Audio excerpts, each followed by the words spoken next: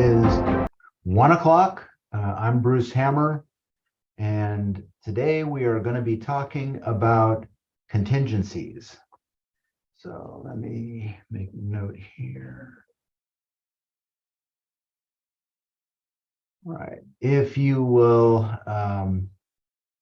look in the chat window, there's a link if you'd like to. You don't have to by any means, but if you'd like to download a copy of whatever I have here on screen, you can have it to look at if you don't have a computer in front of you later. So anyway, let's begin. First of all, let's talk about what is a contingency before we actually get into the mud. A contingency is a contractual term. It's a legal term. There's actually within contract law, they have these terms of arts called a condition precedent, things like that. And oftentimes they mean the same thing as a contingency. What a contingency does, for the most part, is it protects your buyer clients. There's a couple of contingencies that involve sellers, but for the most part, they are for the protection of your buyer clients, right? So when you write an offer, you're going to have to make some decisions on how long various contingencies are going to be lasting.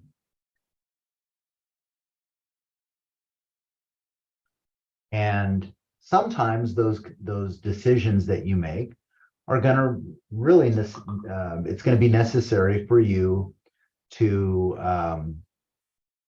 contact a lender maybe, or it's going to be necessary to, sometimes it might be necessary to contact an escrow officer. It just all depends, and we'll go through a lot of that stuff here.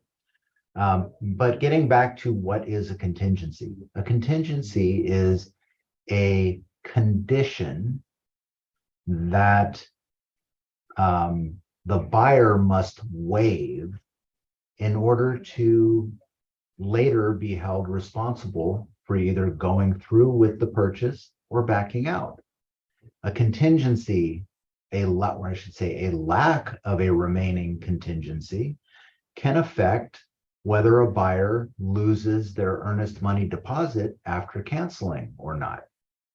So let's go through a real life sample of a contingency and how it works, and hopefully that will explain it a little bit better to you. Yeah. Let's take a loan contingency. We'll use that one. That's a pretty easy one. So let's just say Edith writes an offer for a buyer.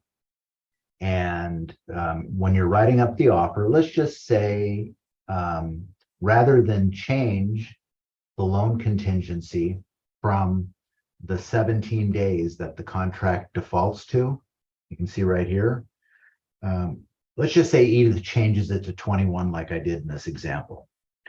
What this means is that the buyer has 21 days, I should say the buyer's lender has 21 days to get that file in shape so that the lender can say, yes, we are absolutely positively going to be able to close this loan by the contracted close date.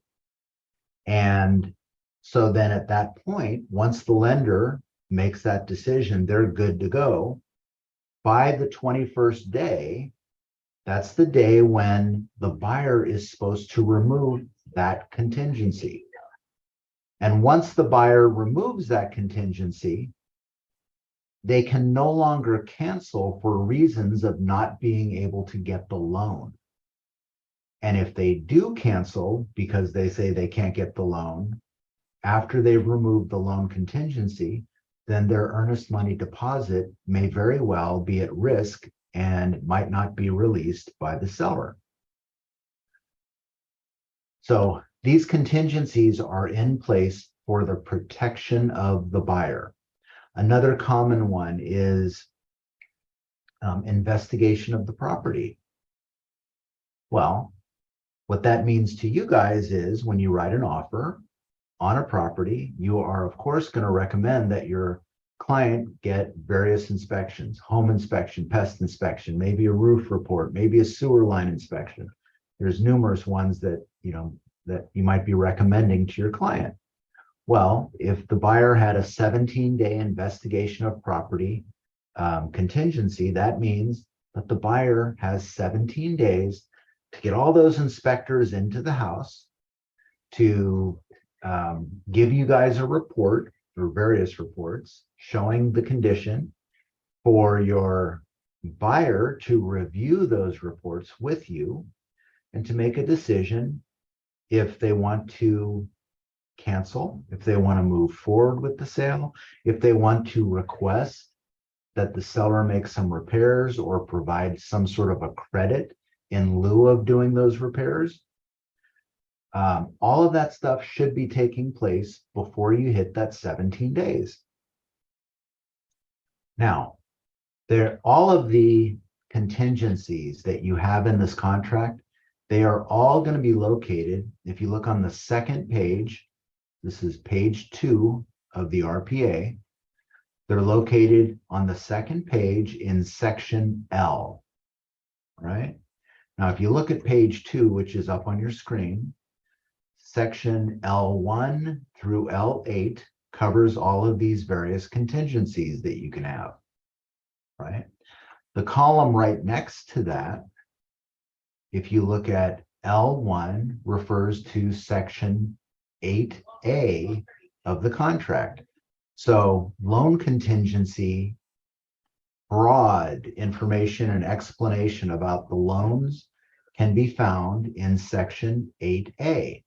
So now if you were to go to the corresponding section in the purchase contract, so if we go down here and we look for 8A, and this is just 8A, this is just a cutout, you can see here 8A has quite a bit of information about loans and loan contingencies.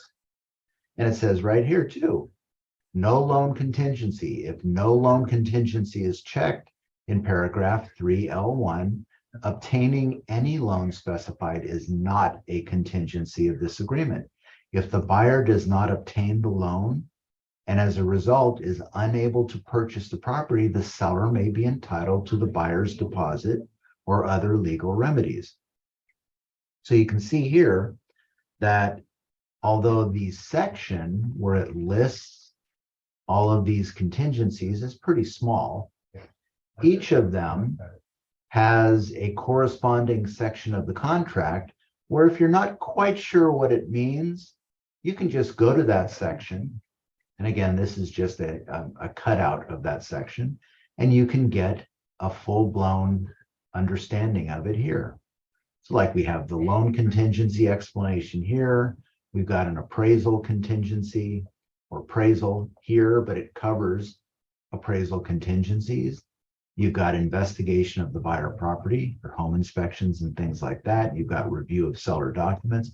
All of these sections that are located in section L, all these contingencies have a corresponding either one or more than one sections of the contract that cover that. Every time I stop here and pause for a second, I'm usually making note of those of you who are in the class. Now, we kind of talked about the loan contingency. So a lot of times you're in a competitive market and maybe you have a cash buyer, something like that. So you're going to check no loan contingency. Well, if you have no loan contingency, it's kind of common sense. But as we just discussed, your buyer can't back out of the contract if they later decide they want to finance it and they can't get their loan. So, these are all things to be mindful of. One of the things I would highly suggest to you, if you're working, because this is so important to get it right before you have a contract, if you're working with a buyer and you're getting ready to write an offer on a particular property, take the extra step of talking to the buyer's lender. Confirm that the closing date that you're putting in the contract, first of all, is doable, that they can get their appraisal, they can finish underwriting the buyer, they can do all their verifications of employment, verifications of deposit, all the stuff that they would normally need, and get an appraiser out to the property. Get all that stuff done by the close date, and then tell them, look, I'm planning on putting a 21-day loan contingency here. Do you think that you'll be done doing all your stuff, and will we be able to remove the loan contingency by day 21? Involve the lender, because the last thing you want to do is make an offer and say, yes, we're going to be ready, willing, and able to close on September 1st. And then September 1st comes along, and now you're backtracking and the lender's not ready. The sellers have moving trucks coming to their house. They're ready to move out. They're getting ready to leave the state, but they can't close because they can't pay for any of this stuff because they haven't gotten the closing proceeds because your client can't close on time. And then that creates all sorts of animosity and problems. So if you work out these issues at the time you are writing the contract, you can avoid some of that stuff down the road. Like I said, there's various contingencies. You can see them here. There's a loan contingency. There's an appraisal contingency, and those two kind of go hand in hand with each other. If we are having a really fast moving market, like I don't know if any of you were around right after the pandemic started. I mean, we had everything that went on the market was going off the market pending immediately, within hours. Sometimes you'd have 20, 30 offers on a property. It was a madhouse. The appraisers were going crazy, as were the lenders. So oftentimes it might take a while to get an appraiser out to a property. And then once they go out there, it usually takes them at least a couple of days to compile all the data and produce their appraisal report. So if the lender can't get an appraiser, everything kind of snowballs because the loan underwriting is delayed because they didn't have the appraisal. So again, this is one of those things you can discuss with your lender. If I take 17 days as the default for the appraisal, do you think that's reasonable based on what you're seeing? And they can, sometimes they'll suggest that you up the appraisal contingency. Sometimes they'll say, no, 17 days is fine. Investigation of property. Sometimes when you, as an agent, are trying to make your buyer's offer more competitive, you might try to lower the investigation of property contingency. And that's great as long as you can meet that commitment. But you got to make sure, are home inspectors available to get out fast enough so that you can get the reports back, so that your buyer has enough time to review those reports and make a decision. Do I need to do a request for repairs, or am I just going to remove the contingencies? Things like that.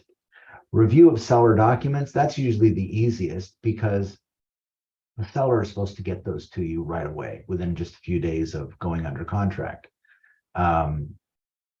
So once your client gets them, they can review them. They can, raise any questions if they have them, or they sign them and we get them sent back to the other side. Common interest disclosures. The contract defaults to 17 days. These common interest disclosures are typically seen when you have like a homeowners association. So California Civil Code says that if there's a homeowners association, the seller is required to provide various documents to the buyer. Those documents usually include things like the articles of incorporation for the HOA, 1 year's worth of minutes from the meetings of the board of directors, copies of financial records, insurance records, information about any pending lawsuits involving the HOA, copies of the bylaws of the HOA and the rules that you have to follow if you live there. These things, it sounds kind of trite, but these are things that could be very important to a buyer. I can tell you, I live in Natomas Park, right near our Sac Metro office. And in my community, my garbage is picked up on Mondays. So when I go home today, this is Monday, or no, it's Tuesday. I'm sorry, my garbage is picked up Tuesday. I put it out Monday night. When I go home tonight, I've got to move my garbage cans so they are not visible from the street. If I don't, the HOA can fine me. Those are part of the rules of the HOA. If I want to paint my home, even if I'm painting it the exact same color that it is today, that it was when I bought it brand new, I still have to file an application with the architectural committee, pay them a fee, and have them approve me painting my own house. I can't park in front of my house. Those are other rules that you have to follow. So, sometimes none of this stuff would make a difference to a buyer. Other buyers, it might be very important to. So the sellers are required to provide this documentation to the buyer. This contract, as it defaults, gives the contingency period for that is 17 days. Review of leased or liened items. What you're going to see, where you're going to see this involved in is the buyer will have X number of days. Again, the default is 17. And they will have X number of days to review any information. Typically, what you're going to run into are things like solar systems that were put on houses, things of that nature. This is super important because if you're a buyer or if you're buying a home, you're representing your buyer, they're buying a home, there's a solar system on the roof, and they financed it through a PACE or a HERO loan. If your buyer is an FHA buyer, they may not be able to close on that sale unless that loan is paid off. So it's a good thing to know during your inspection period whether or not this thing exists, and it's something you're going to have to deal with. Presumably, you're going to want to find that out before you write the offer, because if you know there is a PACE or a HERO loan on the property and you have an FHA buyer, you probably want to try to negotiate in the contract, in your offer, that the seller is going to pay off that PACE or HERO loan at the close of escrow. That way it doesn't become an issue. The last contingency would be if the buyer, that's L8, line L8, sale of buyer's property. That's a contingency that you would use if you are going to make this sale contingent on the sale of a property that the buyer currently owns. So if I want to buy Edith's home, and I'm putting an offer in on Edith's home, but my house has not yet sold, I would want to check this box on the offer. It produces an attached form. It's called a COP, and that lays out the terms of what has to happen with my home, whether it's listed already, whether it's in contract already, who it's in escrow with, what's the intended close date of that sale. And that says basically that there are conditions related to that my other home's closing. And if that doesn't happen, then I'm not obligated to go through with this sale. So that's kind of an important one if your buyer needs the money from the sale of another house in order to complete this sale. And you really do need to disclose that to the seller as you're making this offer. That's a material fact that you have to disclose to them. Bruce, when you're selling your house and you're reviewing the offers, is this something that the seller looks at to see which one is a better offer? For example, like 17 days versus 21 days versus 30. Is that something that's okay to do? Absolutely. Absolutely. Seller is free to choose whatever offer they want. The only proviso that a seller is limited on is, of course, the obvious stuff. The seller can't choose one offer because they don't like the color of the other buyer's skin, or it's a issue of prejudice or fair housing or something like that. But financial considerations, quality of the offer due to contingency dates and close dates, and whether it's financed or cash or anything like that, that's all fair game for a seller. And Okay. so, so like I said, sometimes when we had really, really tough markets, we might change the investigation of property condition. We might drop that down to 10 days or 8 days. We might,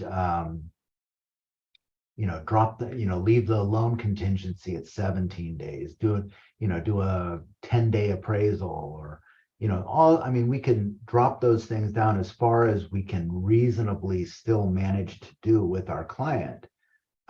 You want that, but the key there is reasonably. You have to, believe that you can do it within those periods.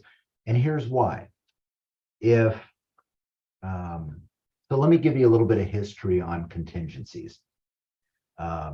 This class isn't as long as some of the other ones, so we have a little bit of time we can float here and go through some of this stuff. If you were selling real estate in up until December of 2002, the contracts looked much, much different than the version you see today. And contingencies were treated much differently than you see today. Up until December of the December of 2002 release of the CAR contracts packages, and back then it wasn't online. Zip Forms was not online. It was a CD that you got. It was called Win Forms, and you could plug them into your computer and do all your contract editing and then print them out that way. They've come a long way since. But the contingencies on those contracts were called passive contingencies. And what that meant was, and let's just say we'll take the loan contingency, 17 days. On that old contract form up until then, on day 17 after the contract was ratified, on day 17, that loan contingency disappeared automatically. Nobody had to do anything. It just dropped off.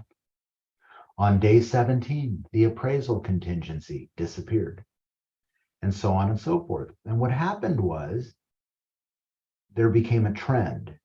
A lot of buyers were losing their earnest money deposits because their realtors weren't staying weren't giving out their best game, and they were missing these contingencies dropping off, and then all of a sudden the buyer had to cancel and they'd be losing their deposits.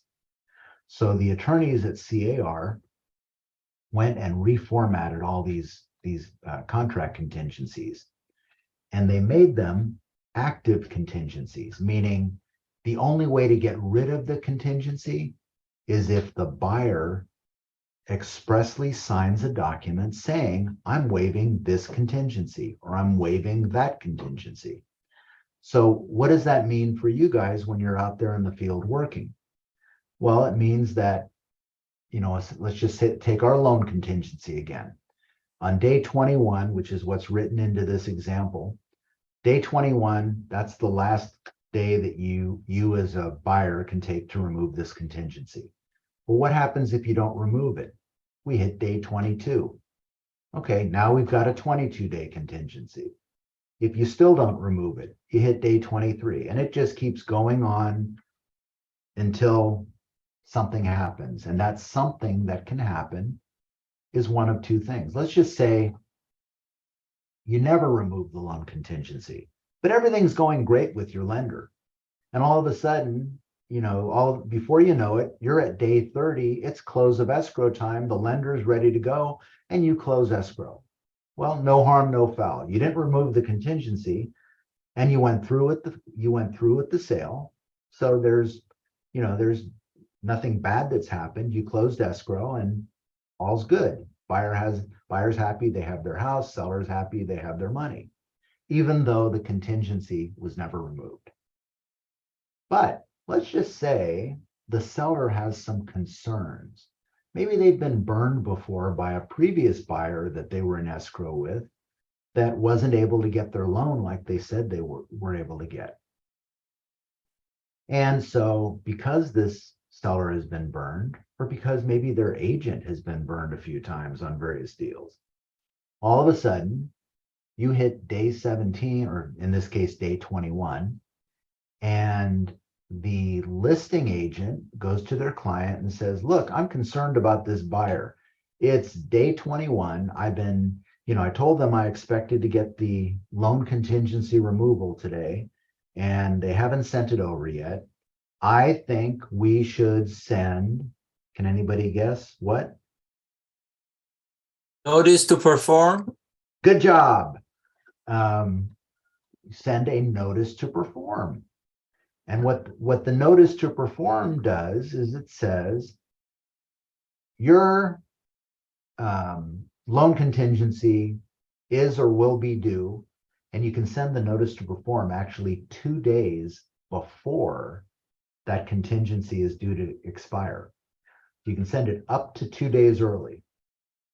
What the notice to perform says is you have 2 days now to remove that loan contingency.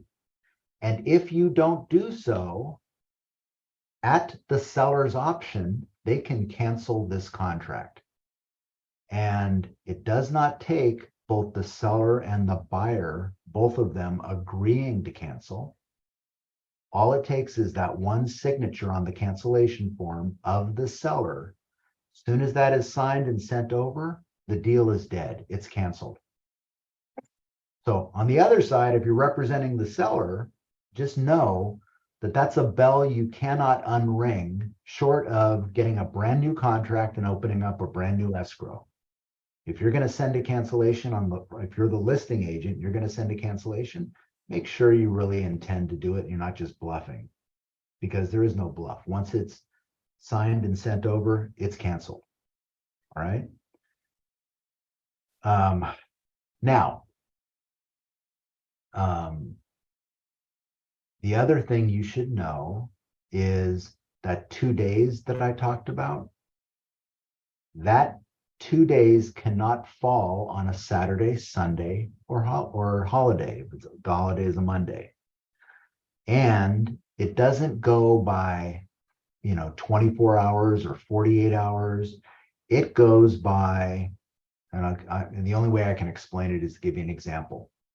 Let's just say that on a Thursday afternoon at 5:15 p.m. on Thursday, I sent a notice to perform because the loan contingency had not been removed yet.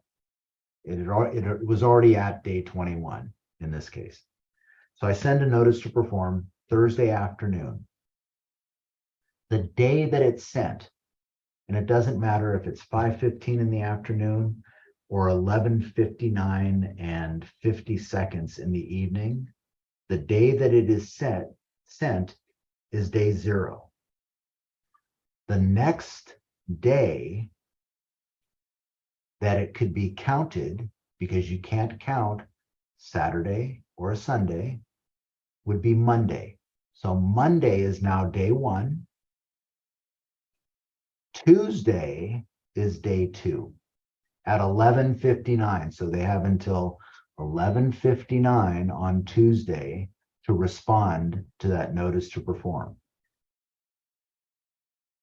We clear on that? Yes. You count Friday.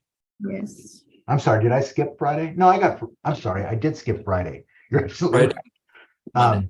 If they sent it on Thursday, Thursday's day 0, Friday's day 1, Monday is day 2, and they have until 11:59 Monday night.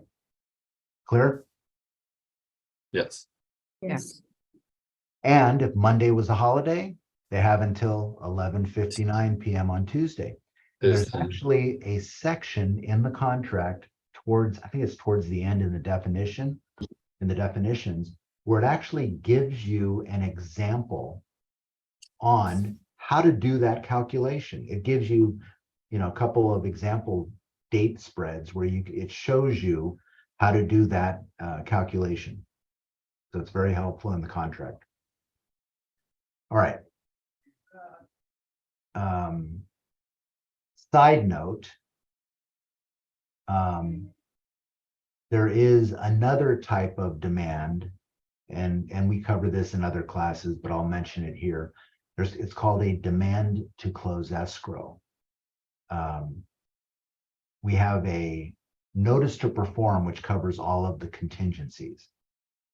There's also something called a demand to close escrow, which is what a buyer or a seller would use in order if the other side was refusing to close or was not ready to close or able to close.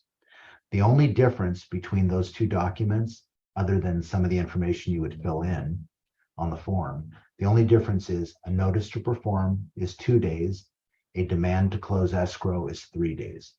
And just like with the notice to perform, where you can send it 2 days early, you can do the same thing with a demand to close escrow. You can send that 3 days early. Okay, all clear on that? Yes. All right. So again, all of these contingencies that we have here, you can find definitions to each of them within the contract sections that are referenced next to the row number for the contingency. And some of them have a couple sections that are referencing information about that, as you can see here. Now, a minute ago, I talked to you about the notice to perform. If you're on the buy side, and sometimes you can equate real estate transactions, you can almost equate it to a chess game. There's a certain strategy that sometimes, falls into how your transactions work. You're representing your buyer, the seller is representing the seller. You might be bluffing and a little, puffery in some of the stuff you might be saying in terms of your negotiating position. The listing side and the seller might be doing the same thing towards you, and you might think, if I get a notice to perform, they're just bluffing. Well, for one day, for one of those days, it's okay to take that position. But once you get past that day one, after they've sent that notice to perform, I know you guys will know how the notice to perform works and what the seller is capable of doing, but you want to have that honest conversation with your buyer and say, look, I know we are waiting for them to answer this other request that we've sent over, but now they've sent a notice to perform and we need to take them seriously, because anytime after today, they could actually issue a cancellation and then this deal is dead. Do you, Mr. Buyer, want to risk that? And they may or may not care about risking it. The point is, you have to educate them so that they know what to expect. You can prep them for the worst and hope it doesn't happen. But if you don't tell them that can happen, and then all of a sudden you get a cancellation that you have to present to them, they may not be happy with you. So open communication with your client, let them know these are the ramifications of just ignoring this. Now, what kind of situation could come up where that might be an issue? So here's a very common thing that comes up, and a lot of agents don't know the proper way to handle it or don't know what can happen. And that's why I want to go over this. Let's just say, for example, you're doing all your due diligence, you're working for your buyer client, you go out, you get, you meet the home inspector out there, and you meet the pest inspector and roof inspection, all that stuff. You review all of these reports with your buyer, and the buyer says, okay, well, I'd like to request that they do these health and safety items that the home inspector listed. And, since it's an FHA loan, that pest issue is probably going to be a real issue. Let's do a request for repairs and see if they'll do the health and safety stuff, and they'll take care of the Section 1 clearance. Or maybe you're going to ask them, instead of in lieu of the repairs, you're going to ask them for a credit of some dollar amount to take care of buyer recurring and non-recurring closing costs at the close of escrow. Either one or both. So you fill out your request for repairs form, buyer signs it, you send it over to the listing agent. You happen to do that on day 17 when your investigation of property contingency is supposed to be removed. So now you're at day 17, the day that you're obligated to remove this. And in a separate matter, you're sending a request for repairs over to the seller. Well, not in your minds, but in a lot of agents' minds, and I don't know how this belief got into their heads, just because they have sent a request for repairs, they think that excuses them, or it excuses their buyer from the requirement to remove a contingency. And it doesn't. They are two separate things. One has no relation to the other. The problem is there is a contractual relation from one to the other, because if you're playing your chess game, once you remove the contingency for investigation of property, once you And are they nice? Edith, I'm going to mute you. Oh, sorry. No worries. Once you've removed that contingency, the seller, you no longer have any leverage to get the seller to address your request for repairs. So, that kind of goes against what you're trying to do. So there is a little bit of a strategy that you have to play. Now, when I say strategy, that means, well, maybe I'm going to be in a position where I'm forced to not remove this contingency, and I'll start getting on the phone and email campaign and trying to pressure the listing side into addressing this request for repairs. And there's a lot of things that can happen there. The listing side, the seller might say, the heck with you guys, I'm not gonna address it at all. And the point of fact is, when you send a request for repairs over, there is nothing under the law, under contract law, anything else that says the seller needs to respond at all. They could completely ignore it. And frequently that will happen. Now, if you're working with a good agent on the other side, they will present it to their seller and they'll try to keep an open line of communication, get you a response. It may not be the response you want to hear, but they'll try to get you a response. But I just want you to understand my main point in this discussion is, just because you've sent a request for repairs to a seller doesn't excuse the other requirement that you have in the contract for removing your contingencies. And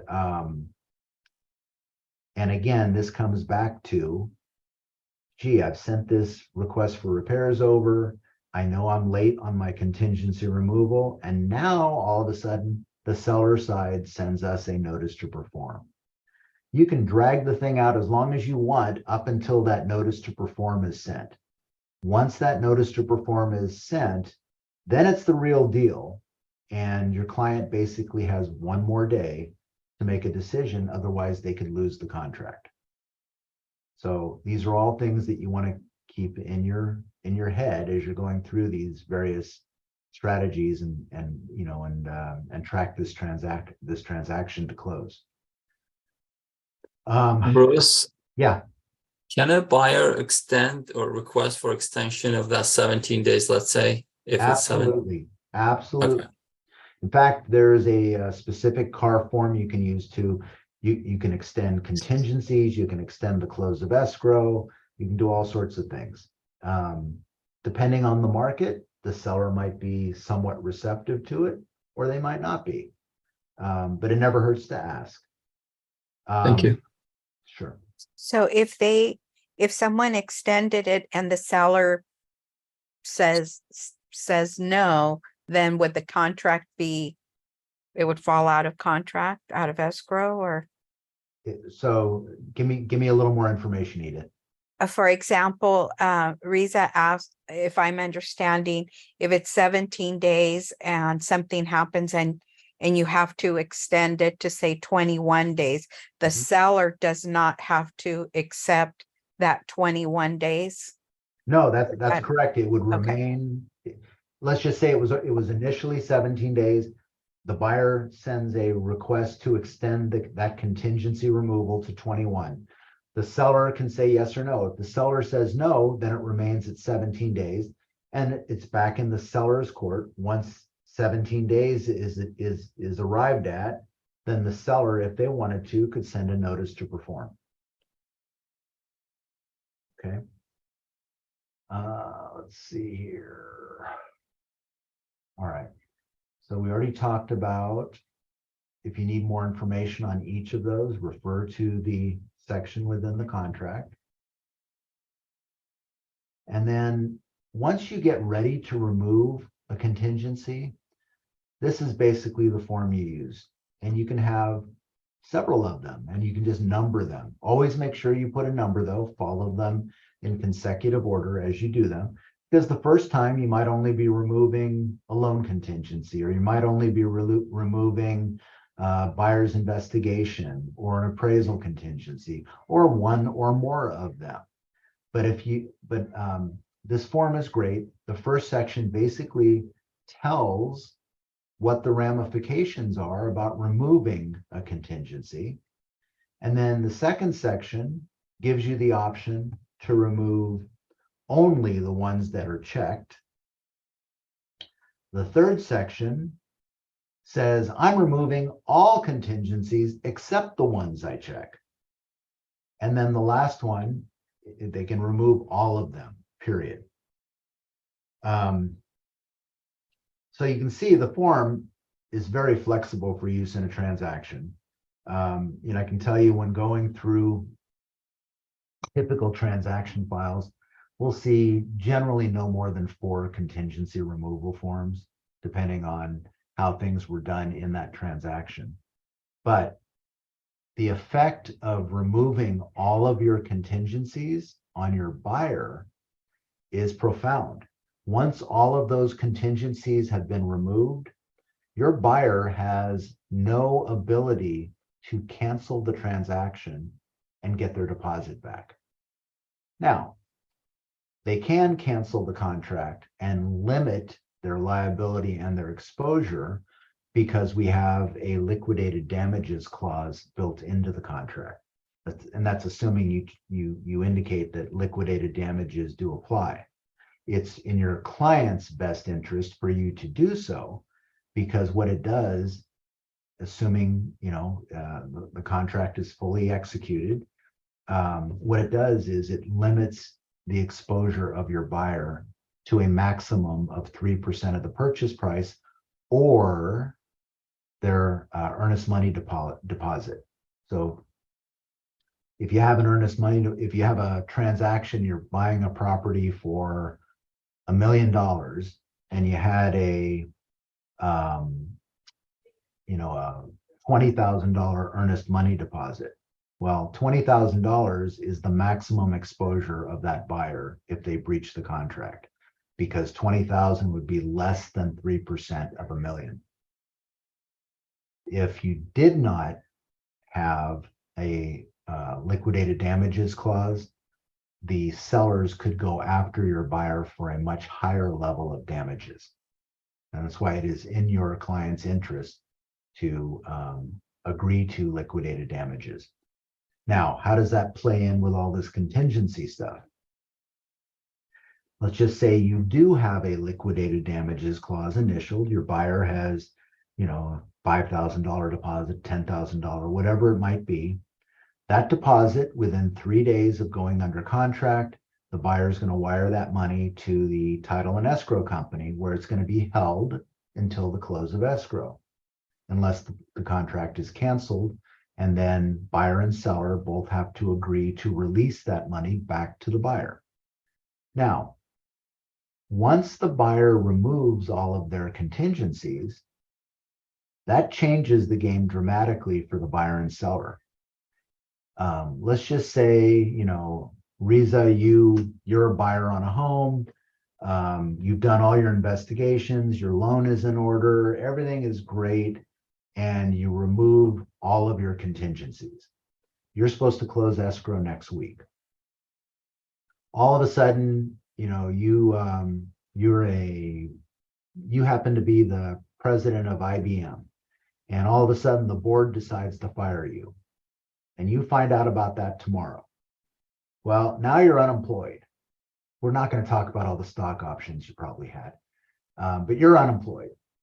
And you say to your real estate agent, gee, I can no longer afford this house. I don't have a job. Not to mention the fact that since I'm unemployed, even though I already removed my loan contingency, I can't get the loan now because they're not going to lend. They're not going to lend, you know, for an unemployed person. So your agent sends a cancellation over to the listing agent. Well, at this point, the seller has the right to retain your earnest money deposit that's being held in escrow. And so, so you would send a cancellation over. Now, the cancellation form, for those of you who have not seen it, it's what's known as a bifurcated form. It's basically two forms built into one. On the top, you have the part used to cancel a transaction. And on the bottom, you have the part that deals with the disposition of any earnest money deposit held in escrow. The top part for the cancellation gives you three choices. Actually, I take that back. It gives you basically two ways you can go. You can have a unilateral cancellation, which is what is typically used, and that requires only one party to sign it. So either if the buyer is canceling, the buyer would sign it. If the seller is canceling, the seller would sign it. Either signature cancels the contract. There's also a section that can be used, rarely it's used, for a mutual cancellation.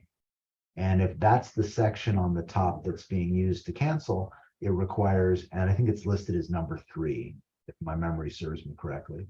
But that actually does require two signatures, buyer and seller, if you're using that section. It's basically one is proposing to the other that they cancel, but it doesn't take effect unless both of them sign, unless both buyer and seller sign it. So if the seller or the buyer sent a cancellation and didn't even fill out anything on the bottom of the form, the transaction's canceled. There still needs to be a resolution to the earnest money deposit held by the title company. And that's what the bottom portion of that form is for. So if the buyer has breached the contract, typically the seller is going to want those boxes checked where the buyer is releasing their earnest money deposit to the seller. If the buyer has not breached, but they're canceling because they still have a contingency in place, then typically the buyer is going to expect that the seller sign releasing all of the earnest money back to the buyer. Sometimes you get into disputes. The seller, even though they are rightly entitled maybe to claim the buyer's earnest money deposit, the buyer refuses to sign releasing it. Or sometimes, even though the buyer is canceling within their inspection period and they're entitled to get their deposit back, the seller is being a jerk and the seller refuses to sign releasing the deposit back to the buyer.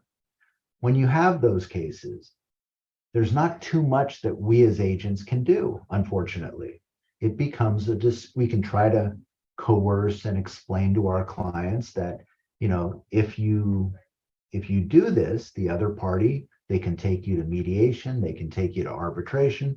Since the amount is most likely, in most of our transactions, it's most likely going to be under the limit for going into small claims court, they aren't even obligated to go to mediation or arbitration. They could take the other party right to small claims court. So, when you have those situations erupt, hopefully you can explain to your client so they can do the right thing, but oftentimes you can't. And, they go head to head, buyer and seller, and things escalate. And unfortunately, the escrow company is kind of stuck in the middle. They're not going to release that money until they have a document with instructions from both parties saying how to handle that money. And not that it's going to help your client feel real good about it, but there is a clause in this purchase contract that under the California Civil Code will grant the non-breaching party an additional $1,000 in damages should they get a judicial decision that the other party unfairly did not release the earnest money deposit they should have gotten. I mean, that $1,000 has been there for so many years, and I don't think they've taken account of inflation. But anyway, I think that's probably it for this, unless you guys have some questions.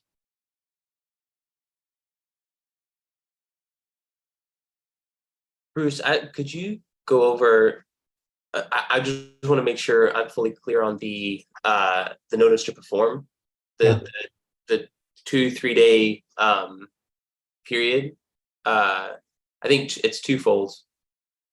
So if contingency removal is day 17, you're saying the buyer or the sellers can submit a notice to perform on day 14 or 15? 15. Day 15. So yeah. 2 days prior. Yeah. Okay. And you were mentioning that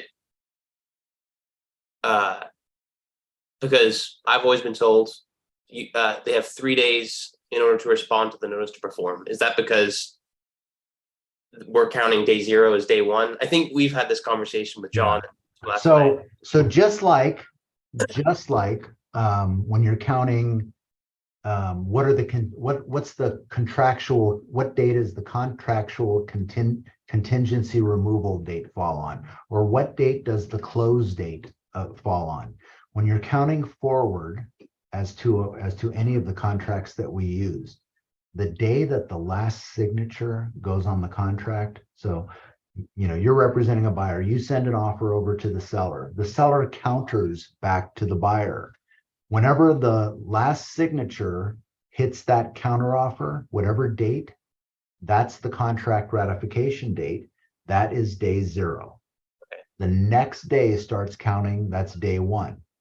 Now, even when you're counting these days for a contract, if day 17, and you're looking at when the contingencies expire, if day 17 happens to fall on a Saturday, Sunday, or Monday, if Monday is a holiday, Saturday, Sunday, or holiday, then even though the contingency expiration date was Saturday, it cannot be enforced until Monday.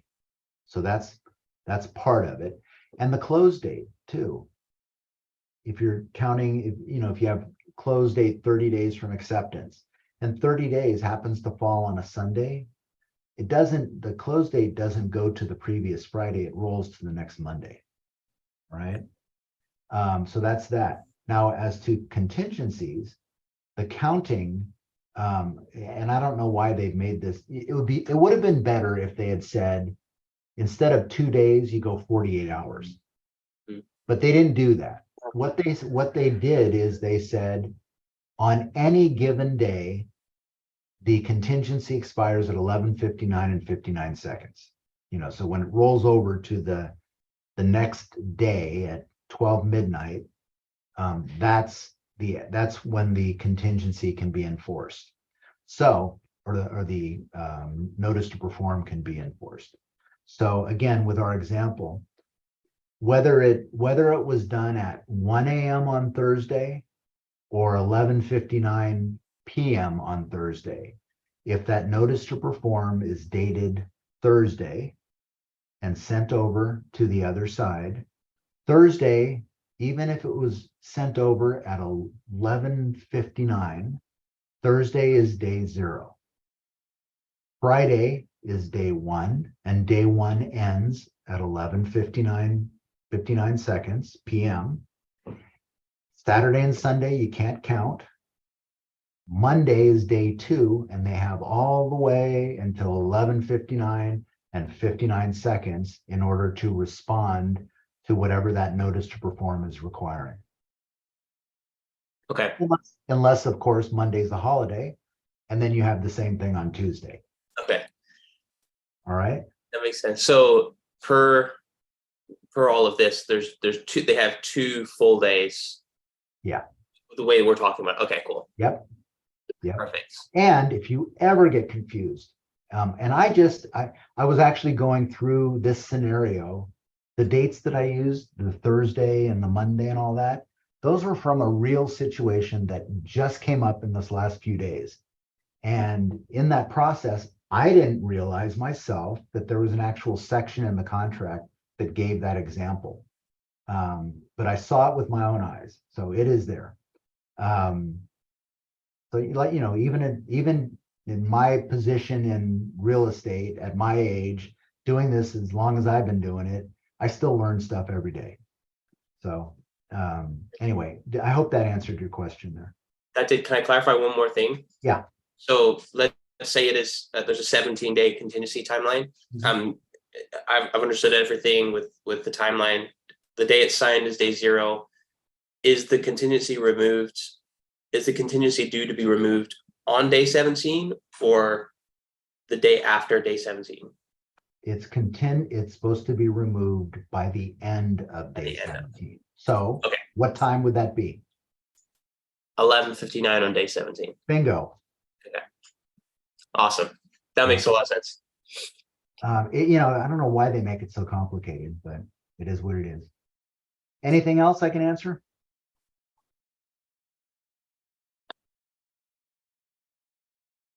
Nope. Thank you. You're Thank very you. welcome. You guys enjoy the rest of your day, and we'll see you next week. See you next week. Thanks. Thank you. All right. Bye-bye.